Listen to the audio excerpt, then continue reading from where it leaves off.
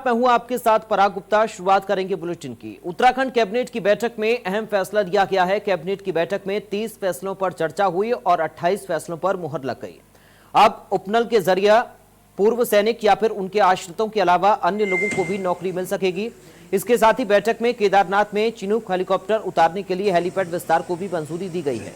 मुख्यमंत्री त्रिवेंद्र सिंह रावत की अध्यक्षता में सचिवालय में मंत्रिमंडल की बैठक का आयोजन किया गया और इस दौरान कोरोना वायरस संक्रमण से बचाव के लिए पूरे इंतजाम किए गए। कैबिनेट बैठक में कई अहम फैसलों पर मुहर लगी। बैठक में पर्यटकों के लिए पर्यटक प्रोत्साहन कूपन योजना को मंजूरी दी गई। त्रिवेंद्र कैबिनेट में 28 फैसलों पर मुहर लगी है। ग्राफिक के जरिए आपको बता रहे हैं और समझाने की कोशिश कर रहे हैं कि आखिर कौन कौन से वो फैसले रहे जिन पर मुहर कैबिनेट की बैठक में लगी है। तो कैबिनेट के बड़े फैसले हैं। ग्राफिक्स के जरिए आप समझ सकते हैं और देख सकते हैं। पर्यटन प्रोत्साहन कूपन योजना को मंजूरी मिल गई है पर्यटकों के लिए।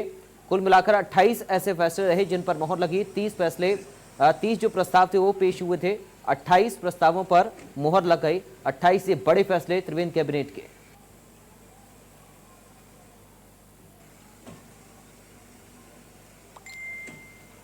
तो नागरिक सुरक्षा नियमावली में संशोधन को मंजूरी मिली है। पर्यटक प्रोत्साहन कूपन योजना को मंजूरी मिली है। इसके साथ ही एक्सरे प्राविधिक सेवा नियमावली को भी मंजूरी मिली है। वहीं भैरव देवी मंदिर की ऊंचाई बढ़ाए जाने को कैबिनेट की मंजूरी मिल गई। पर्यटकों के लिए पर्यटक प्रोत्साहन कूपन योजना को मंजूरी मिली है। मेडिकल सोशल वर्क सेवा नियमावली को मंजूरी मिली है। केदारनाथ में हेलीकॉप्टर उतारने को मंजूरी। मुख्यमंत्री और स्वरोजगार रोजगार को लेकर यहां पर कैबिनेट में बातचीत हुई है और महाविद्यालय में गेस्ट फैकल्टी की अवधि 1 साल के लिए बढ़ा दी गई है। मेडिकल सोशल वर्क सेवा नियमावली को भी मंजूरी मिली है कैबिनेट की इस बैठक में। तो ये बड़े फैसले कैबिनेट के ग्राफिक्स के जरिए हम आपको दिखा रहे हैं आपकी टीवी स्क्रीन पर। 28 फैसलों पर आज मुहर लगी कैबिनेट की बैठक में। तो पर्यटकों के लिए भी पर्यटक प्रोत्साहन कूपन योजना को मंजूरी मिली है। इसके साथ ही मुख्यमंत्री स्वरोजगार योजना को मंजूरी मिली है।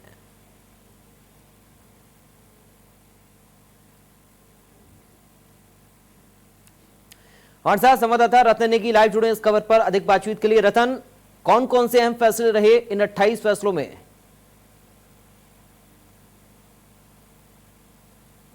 मुख्यमंत्री त्रिवेंद्र सिंह रावत के नेतृत्व में कैबिनेट की महत्वपूर्ण बैठक हुई है और उस कैबिनेट की बैठक की अगर हम बात करें तो 30 बिंदु कैबिनेट की बैठक में आए, जिसमें एक बिंदु में कैबिनेट की उप समिति के लिए छोड़ा गया। 28 फैसलों पर यहाँ पर मोहर लगी है और सबसे बड़ी अगर बात निकली, सबसे बड़ा फैसला ये कि उपनल की अगर हम बात करते हैं कि कैबिनेट की बैठक में ये फैसला लिया गया जो उपनल है, उपनल में अब जो आम लोग हैं, आम जो युवा है, उनको भी यहाँ पर अब उनके लिए भी रोजगार के रास्ते खुल गए। पहले ये होता था कि जो भूतपूर्व सैनिक होते थे उनको ही, उनके परिवार के लोगों को ही इसमें रोजगार का रास्ता यहाँ पर खोला जाता था। लेकिन अब ये रहेगा कि उत्तराखंड के तमाम जो बेरोजगार हैं उनके लिए यहाँ पर रास्ता खोला गया है। वो भी यहाँ पर उनको भी यहाँ पर रोजगार उपनल के माध्यम से मिल सकता है। इसके साथ ही प्राथमिकता की बात की जाए तो प्राथमिकता में पूर्व सैनिकों के परिजनों की होगी, यानी कि पूर्व सैनिकों के जो परिजन होंगे उनकी भी प्राथमिकता यहाँ पर होगी।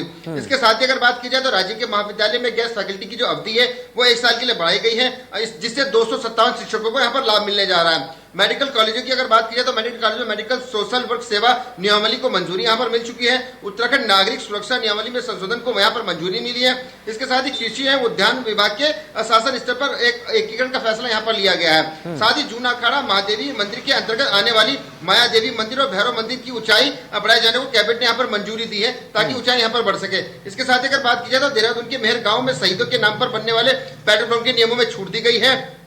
उत्तर प्रदेश श्रम नियमावली को उत्तराखंड कैबिनेट ने सुधार को मंजूरी दी है। इसके साथ ही सबसे महत्वपूर्ण फैसला यह भी लिया गया है कि 25 मेगावाट की सोलर प्लांट को मुख्यमंत्री रोजगार योजना के तहत युवाओं को रोजगार देने पर मंजूरी मिली है। तो कह सकते हैं कि स्टाम्प में छूट यहाँ पर सरकार देने वाली है। कार्बेट प्लांट में घूमने आने वालों के लिए एडवांस बुकिंग को वहां किया गया है, वापिस है 1,85,00,000 की बुकिंग को वापस करने को कैबिनेट ने मंजूरी दी है। कुल मिलाकर आज की कैबिनेट की अगर हम बात करते हैं तो युवाओं को कैसे रोजगार से जोड़ा जाए, युवाओं को कैसे रोजगार दिया जाए, पर्यटन को कैसे विकसित किया जाए, पर्यटन के माध्यम से कैसे लोगों को रोजगार दिया जाए, कैसे लोगों को उत्तराखंड खींचा जाए, इन महत्वपूर्ण बिंदुओं पर कैबिनेट की बैठक ने अपनी मोहर लगाई है। और आने वाले समय की अगर बात करें तो त्रिवेंद्र रावत की जो आगामी तमाम कैबिनेट की बैठकें होंगी उसमें फोकस उत्तराखंड के युवाओं को रोजगार देना होगा, जो बैकलॉग की भर्ती के पद है जो खाली है उनको भरने की अगर बात हो और टूरिज्म को बढ़ावा की बात हो, इन पर लगातार फैसले लिए जाएंगे क्योंकि त्रिवेंद्र सरकार के 18 मार्च को 4 साल पूरे होने वाले हैं। ऐसे में त्रिवेंद्र सरकार के पास जो समय है काम करने का वो महज 8 महीने का ही, इसके बाद 4 साल के बाद रह जाएगा। उसके बाद सरकार चुनाव के मैदान में कूद जाएगी और प्रचंड बहुमत उत्तराखंड में त्रिवेंद्र की सरकार को दिया, इसलिए जनता की उम्मीदें और अपेक्षाएं बहुत ज्यादा है। लिहाजा ताबड़तोड़ अब त्रिवेंद्र की सरकार में जनहित के फैसले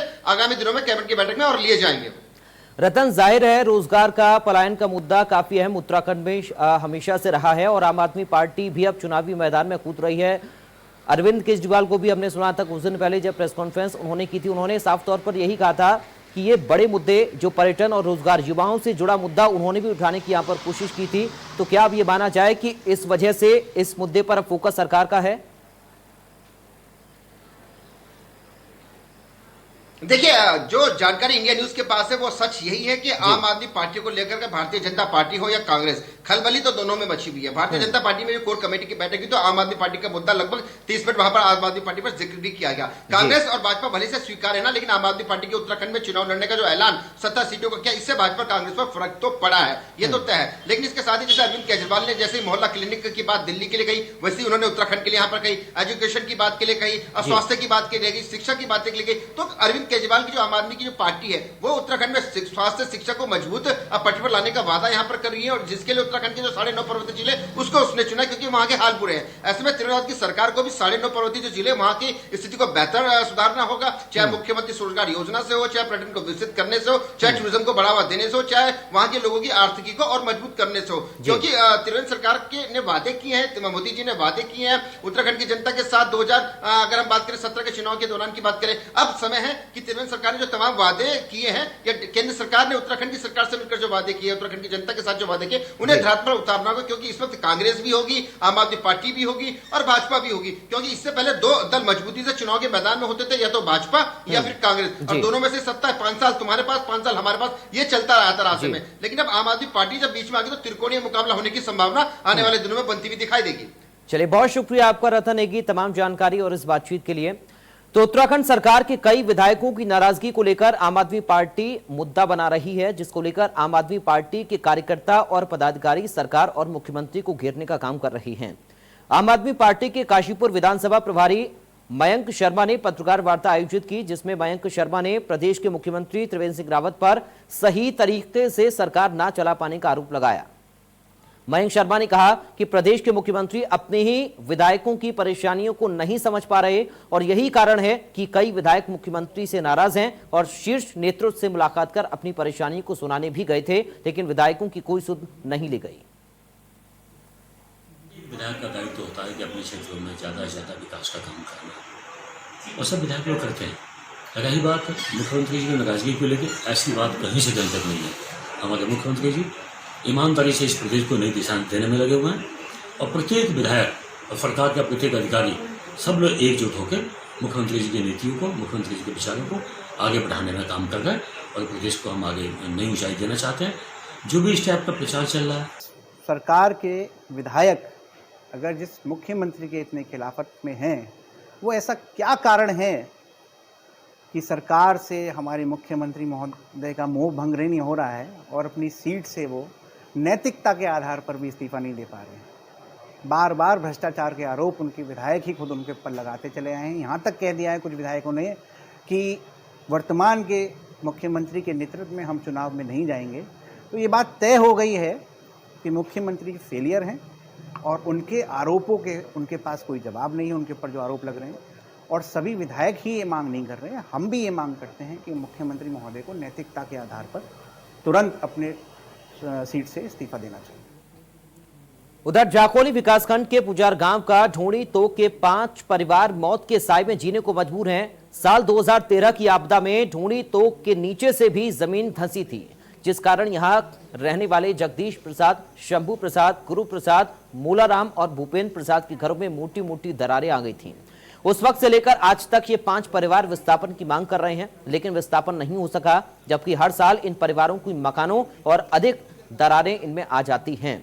वहीं भवन भी अब आड़े तिरछे हो गए हैं। पीड़ित परिवारों ने पटवारी से लेकर तहसीलदार, उप जिलाधिकारी, जिलाधिकारी के साथ ही नेता मंत्रियों को लेकर शिकायत देकर अपनी समस्या को बताया है, लेकिन आज तक कोई कार्रवाई नहीं हुई।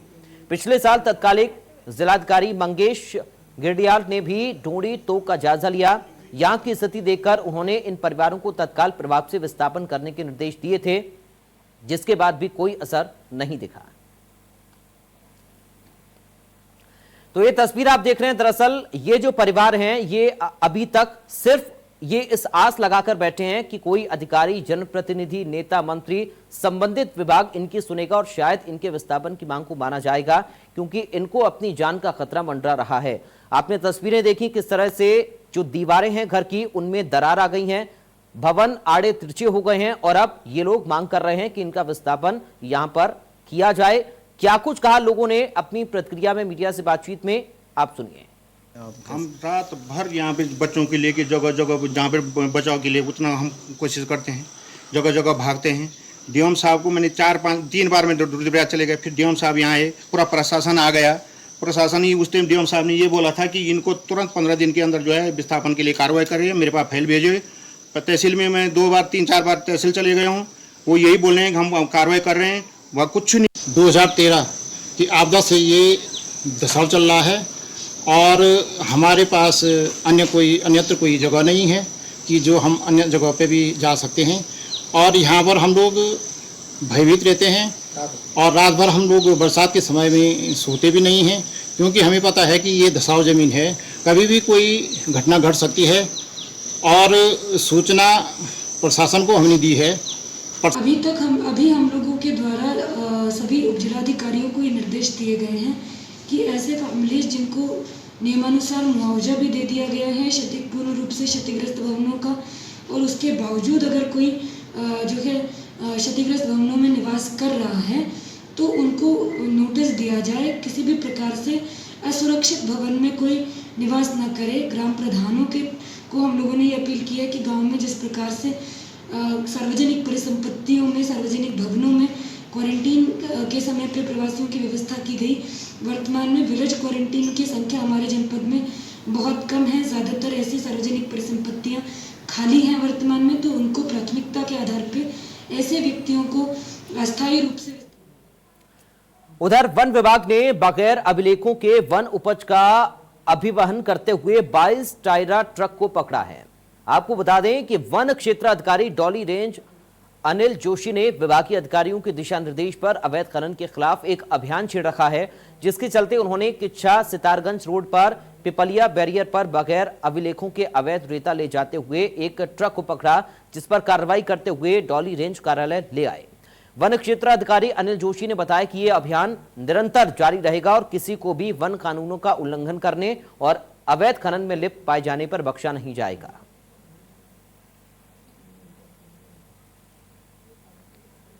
किच्छा सितारगंज हाईवे पे पिपलिया बैरियर के पास एक 22 टारा वाहन को जो रेता का अवैध अभियान कर रहा था उसको पकड़ा गया है। तो वाहन को सीज कर दिया गया है और वन अधिनियम के अंतर्गत कार्रवाई की जा रही है। हल्द्वानी में ससुरालियों के उत्पीड़न का शिकार हुई एक बहन को इंसाफ दिलाने के लिए भाई अपने घर में ही आमरण अनशन पर बैठा है, लेकिन उसकी सुध लेने वाला कोई नहीं। कमलुवा गांजा का रहने वाला चंदन कफलटिया आमरण अनशन कर अपनी बहन को इंसाफ दिलाने के लिए सरकार और पुलिस से गुहार लगा रहा है। अनशन पर बैठे चंदन का यह कहना है कि उनकी बहन की शादी 2013 में गोलापार क्षेत्र के रहने वाले गौरव बेलवाल के साथ हुई थी। ससुराल वाले अक्सर उनकी बहन के साथ मारपीट करते थे। बीते 28 जून को मारपीट के बाद बेहोशी की हालत में उनकी बहन पुष्पा बेलवाल को हल्द्वानी के बेस अस्पताल में भर्ती करवाया गया था। इसके बाद 5 जुलाई को बरेली के राममूर्ति अस्पताल में उनकी बहन पुष्पा बेलवाल की मौत हो गई। भाई चंदन का यह कहना है कि बहन के साथ मारपीट करने वाले ससुराल वालों के ऊपर कार्रवाई के साथ साथ दोषी पुलिसकर्मियों के खिलाफ भी कार्रवाई नहीं होती, तब तक वो अपना अनशन जारी रखेंगे।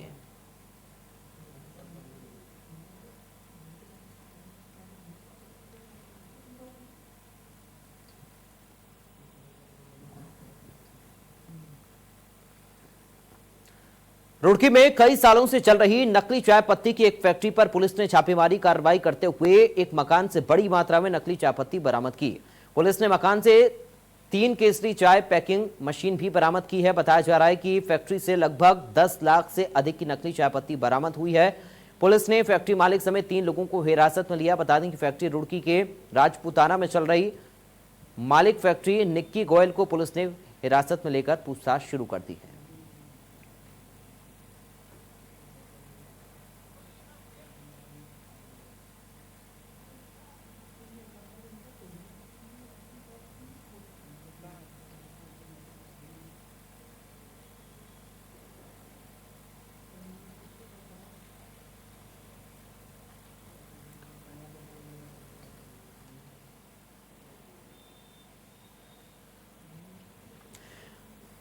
और इस वक्त उत्तर प्रदेश के मुख्यमंत्री योगी आदित्यनाथ क्या कुछ कह रहे हैं, सीधा आपको लेकर चलते हैं।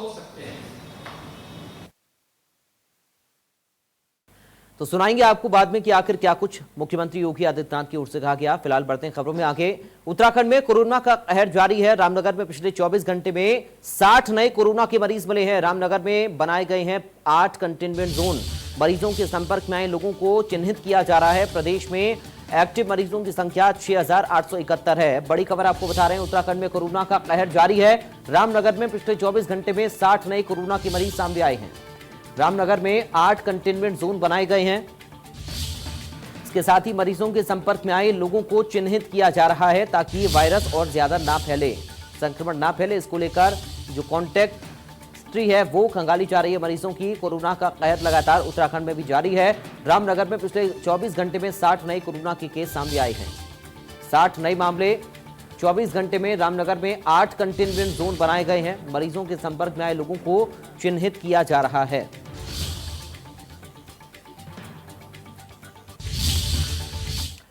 बढ़ते आगे, श्री हेमकुंड साहिब लोकपाल यात्रा के मुख्य पड़ाव गोविंद घाट से इस वर्ष की पहली यात्रा का विधिवत शुभारंभ हो गया। गोविंद घाट से हुक्मनामा लेकर पंच प्यारे की अगुवाई में इस वर्ष का पहला जत्था हेमकुंड साहिब के लिए रवाना हुआ। पहले जत्थे में सीमित संख्या में श्रद्धालु हेमकुंड साहिब के लिए रवाना हुए। आज सुबह 10 बजे हेमकुंड साहिब गुरुद्वारे और लक्ष्मण मंदिर के कपाट श्रद्धालुओं के दर्शन के लिए खोले गए। कल गोविंद घाट गुरुद्वारे में सुबह से ही शब्द कीर्तन का आयोजन किया गया, जिसके बाद गुरु ग्रंथ साहिब के पाठ और अरदास के बाद पंच प्यारे की अगुवाई में इस वर्ष के पहले जत्थे को हेमकुंड साहिब के लिए रवाना किया गया। कोविड-19 के चलते इस बार हेमकुंड साहिब और लक्ष्मण मंदिर की यात्रा 3 महीने देरी से शुरू हो रही है।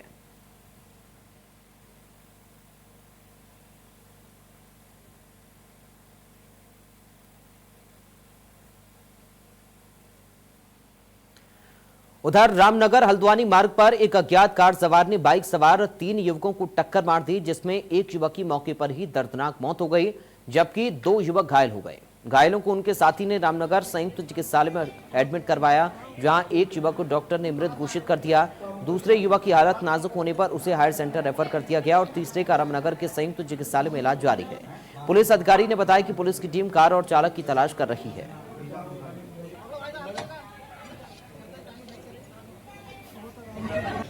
ये शमशारा के बाद अभी एक अज्ञात गाड़ी सवार के द्वारा मोटरसाइकिल सवार को टक्कर मारने की सूचना आई थी, जिसमें एक व्यक्ति जिसका नाम अजीम है वो एक्सपायर हो गया है। शमशारा होटल के सामने हुआ था। हमें ने उठा कर लाया, हमने इनसे दूर थे हम, तो हमने इन्हें देखा, हमने सोचा किसी और का एक्सीडेंट हुआ होगा। फिर हम अपने इनके साथ गए, हमने आगे गाड़ी देखी तो हमारे साथ ही के थे। फिर हमने इन्हें आवाज़ भी दी, अजीम भाई, ये नहीं उठ पाए। फिर हमने क्या मामा से बोला, मैंने मामा तुम इन्हें उठाओ फटाफट। 108 को फ़ोन करा, 108 भी नहीं आई। हमने क्या इन्हें उठाओ, सीधे ब्रिजेश के अस्पताल लेके गए हमें। फिर सरकारी डॉक्टर साहब ने देखा, फिर डॉक्टर साहब बोले कि इन्हें सीधे सरकारी अस्पताल ले जाओ। फिर जब हम यहाँ लेकर आएंगे। उत्तराखंड में नैनीताल का मिल्की वाटरफॉल यानी कि दुधिया झरना इन दिनों पर्यटकों की पहली पसंद बनता जा रहा है। कोरोना काल के बाद पर्यटकों की कमी अब धीरे धीरे यहां पर पूरी हो रही है, जिससे वन विभाग की अर्थव्यवस्था सुधर रही है। पर्यटन नगरी नैनीताल से 6 किलोमीटर दूर कालाडूंगी रोड पर बने मिल्की वाटरफॉल को देखने के लिए पर्यटक भारी संख्या में आ रही हैं। इस वाटरफॉल का निर्माण 2005 से शुरू होकर 2006 में पूरा हुआ था। वन विभाग ने इसे वुडलैंड वाटरफॉल का नाम दिया, लेकिन इसकी सूरत ने इसे मिल्की वाटरफॉल यानी कि दूधिया झरना बना दिया। झरने में प्रवेश के लिए 5 वर्ष से ऊपर आयु के व्यक्ति के लिए 50 रुपए प्रति व्यक्ति टिकट रखा गया है। आरक्षित वन क्षेत्र के होने के कारण ये वन विभाग के अंडर में आता है। बरसातों में बेहद खूबसूरत लगने वाले इस वाटरफॉल ने साल 2019 से 20 में पर्यटकों से लगभग 90 लाख रुपया कमाया था।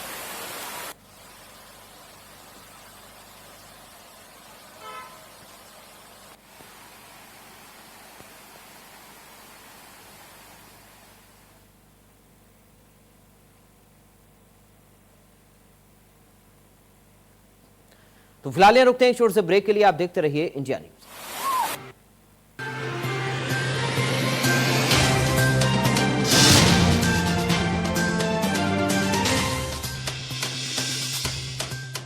I need a clean ghar. Hygiene is important.